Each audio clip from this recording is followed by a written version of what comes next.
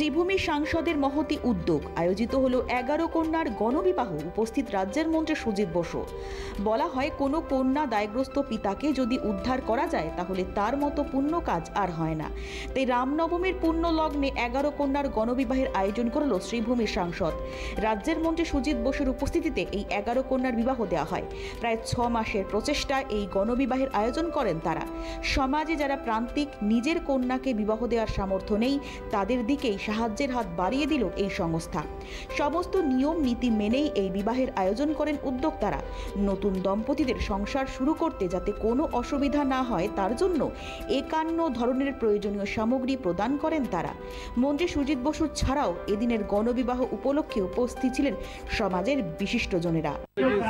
সংসদ তারা অনেক আগে প্ল্যানিং করেছে যে তারা এই রামনবমীর দিন 11টা পরিবারে তারা এখানে বিবাহ বন্ধন করলেন, 11টা জোড়াকে বিয়ে দিলেন। আমি সবাইকে শুভেচ্ছা জানিয়ে গেলাম। খুব ভালো অনুষ্ঠান করেছেন সংসদ, এদের অনেক অনেক ধন্যবাদ। সবাই ভালো থাকবেন, সবাইকে রামনবমী। আজ রামনবমীর দিন খুব ভালো দিন, রামনবমীতে একটা ভালো কাজ করলো। আজ রামনবমী অনেকগুলো আমার প্রোগ্রাম আছে, তার মধ্যে এটাও একটা অন্যতম প্রোগ্রাম। 11টা পরিবারকে আমি তারা যেন সুখী থাকে তাদের জন্য শুভেচ্ছা জানিয়ে দিলাম। हमारी संस्था ये सब काम करने के लिए इच्छुक है और आगे भी करती रहेगी। क्या कर रहे हैं आज हम लोग ने पानी का प्याऊ बिठाया है। 3 महीना अप्रैल में जून चलता है वो हमारा।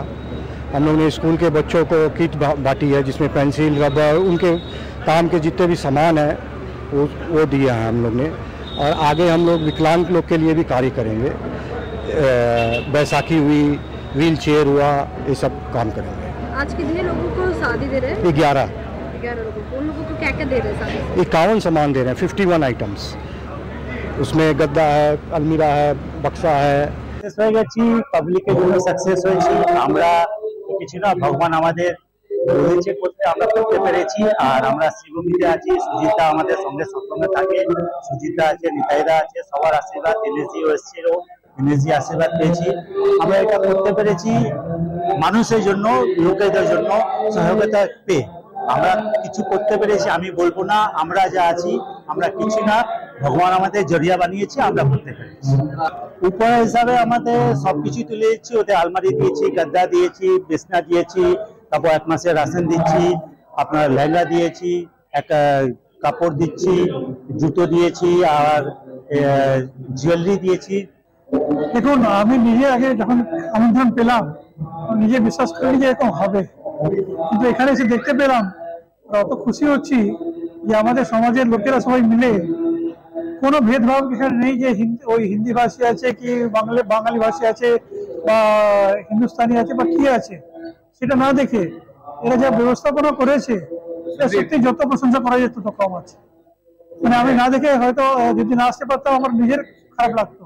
এবারে ভালো কাজে আমি গিয়ে অন্তত দাঁড়াতে পারিনি ওদের কাছে, এটা আমার নিজে খারাপ লাগতো।